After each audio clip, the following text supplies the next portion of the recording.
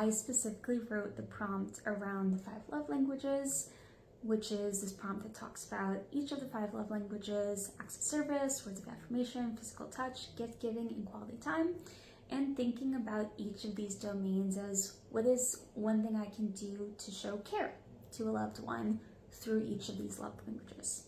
So the reason that I created this prompt in general is because this is a question I have used with couples and other relationships in therapy, because a lot of times we kind of get stuck on, yes, I want to show support or I want to show love for my loved one, but I don't really know how, or maybe the way that I've been trying to show love and support hasn't quite been working.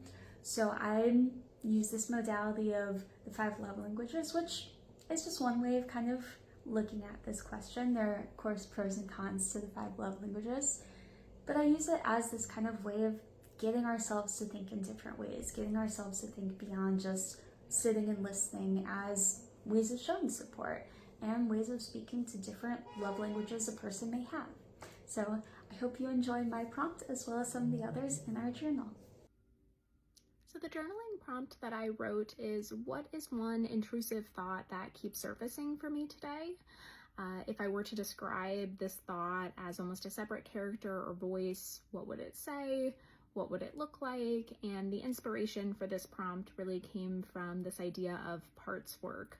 Oftentimes, or one of the ways that anxiety can manifest is through these intrusive, unwanted, often persistent thoughts, and this idea of kind of exploring some of the protective intent rather than focusing too much on the content of those thoughts. So where is this maybe character or voice coming from? Can we develop some curiosity or even compassion towards the protective intent or nature that it has? And also maybe to unblend from it a little bit so that we can notice some of those things. I chose the prompt, who's someone who you haven't talked to in a while, and can you reach out to that person? I chose this prompt because I think when we're feeling anxious, when we're feeling low, it can be a really lonely feeling. And just the simple act of reaching out, talking to a loved one can feel really comforting, can reduce stress hormones, can increase oxytocin, and just create a bit of a buffer from those negative feelings and remind us that we're not alone.